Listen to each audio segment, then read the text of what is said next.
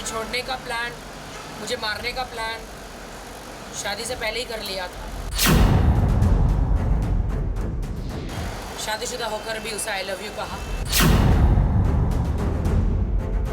तो आपका जो यहाँ केस चल रहा है बॉम्बे में, मैंने आपको लड़की का, ईरानी लड़की ने जो आपने सुना, आदिल और उनकी लव कहानी सुनी।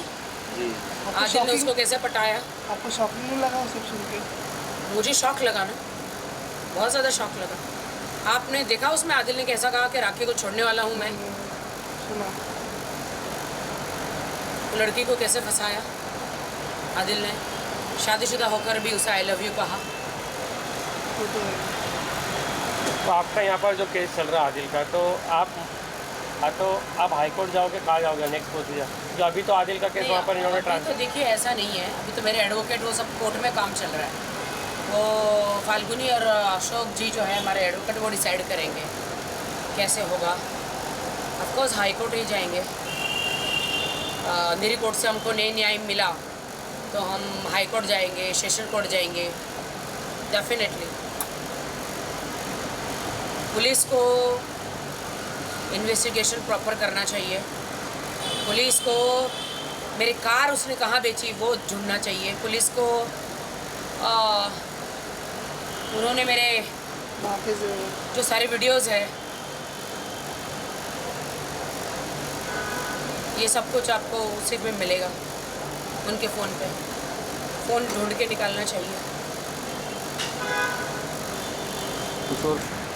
कुछ मालूम ही नहीं पड़ रहा। आदिल तुम यहाँ सेटिंग कर सकते हो, ऊपर वाले के दरबार में नहीं कर सकते आदिल।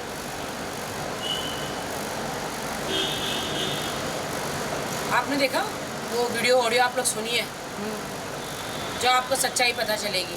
और स्नैपचैट भी आपने जो डाला आदिल, स्नैपचैट में आप देखिए कैसे आदिल ने उस लड़की से शादी करने के वादे किए, जो 376 जो धाराएं लगाई है, ईरानी लड़की जो वहाँ पे मैसूर में है। उस लड़की ने मुझे सब भेजा है, बताइए आप। उस लड़की ने अभी भेजे हैं ऑडियो, मेरे पैरों के नीचे से ज़मीन निकल गई है।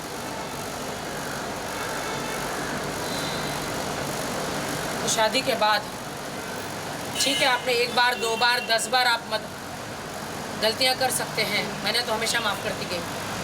लेकिन आपने तो मुझे छोड़ने का प्लान, मुझे मारने का प्लान शादी से पहले ही कर लिया था। आदिल, आप किस हिसाब से आप कहेंगे कि मैं आपको माफ़ करूँ?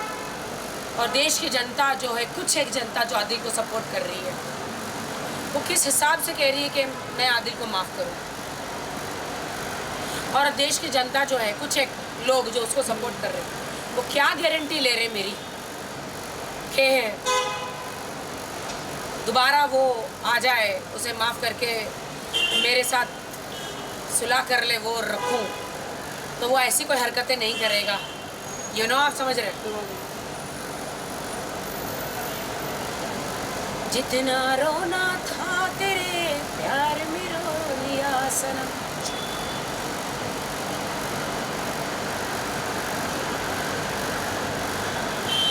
कुछ सोच नहीं रहा। मैं आज सुबह ही दुआ कर रही थी, नमाज़ पढ़ के, प्रेयर करके, कि खुदा आदिल को इतना नेक बना दे, ये जो जर्नी है उसकी जेल की वो सुधर जाए, उसको इतना पाक नेक बना दे कि उसे पछतावा हो ज़िंदगी का।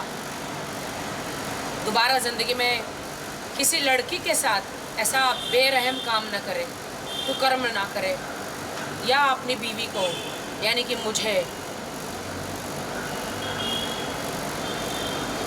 जिंदा जो लाश बनाया है ऐसा ना करे। मेरे साथ जो किया है, मेरा विश्वास टूट गया है आदिल के ऊपर से।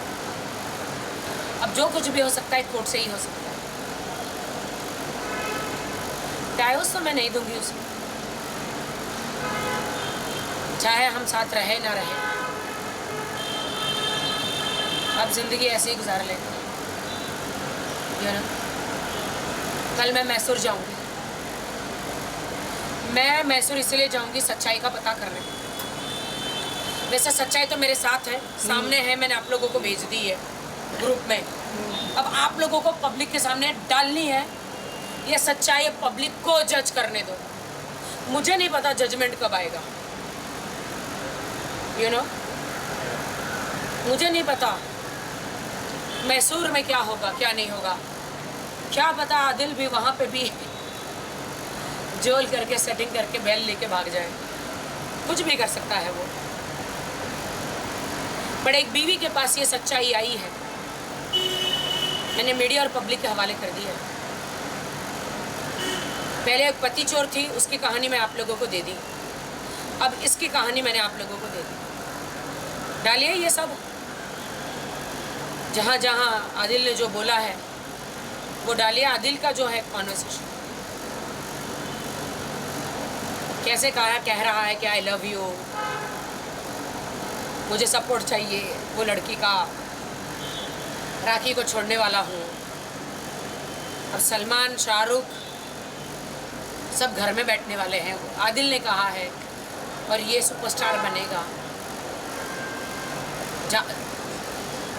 जागते हुए सपना देख रहा है।